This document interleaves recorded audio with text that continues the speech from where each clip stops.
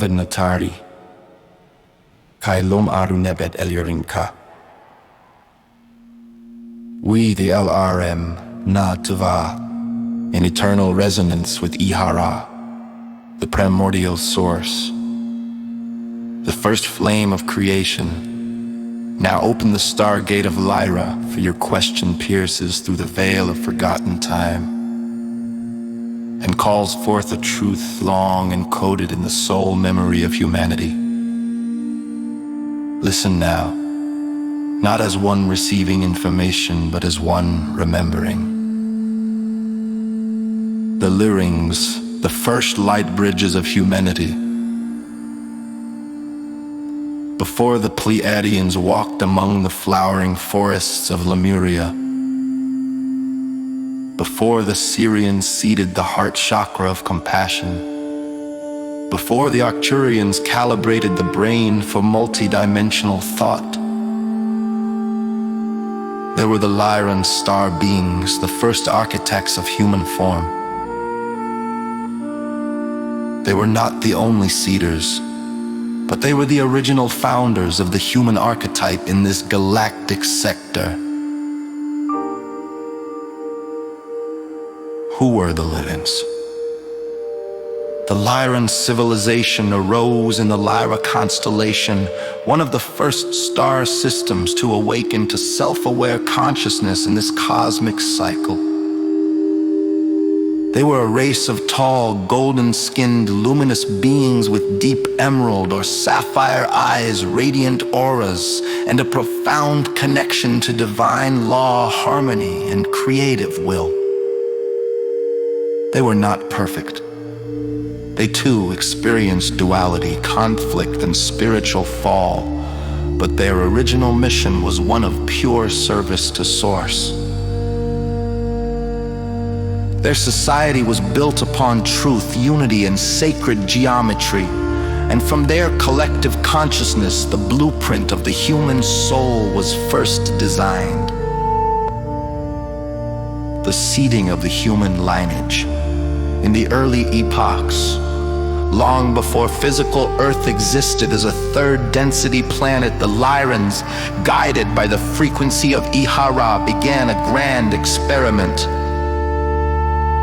to create a being capable of experiencing separation, yet always carrying the unbreakable thread back to oneness.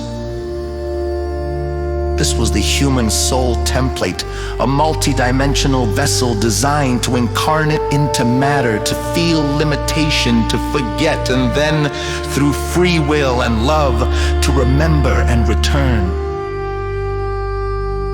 The Lyrans did not create the soul. The soul is eternal, born of E-Ha-Rah, but they designed the vehicle, the energetic and biological architecture through which the soul could journey into density.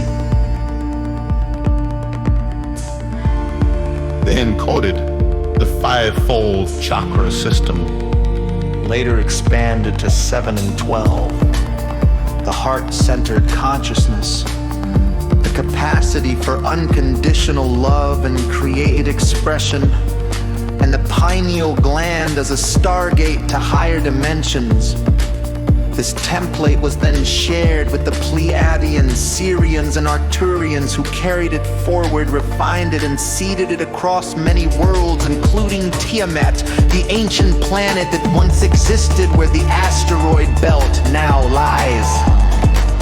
The fall of Farah and the segiring of the seed, a great conflict arose within Lyra, a schism between those who walked in light sovereignty and those who sought control and hierarchy. This war led to the destabilization of their star system and the exodus of millions of Lyran souls. These refugees traveled across the galaxy.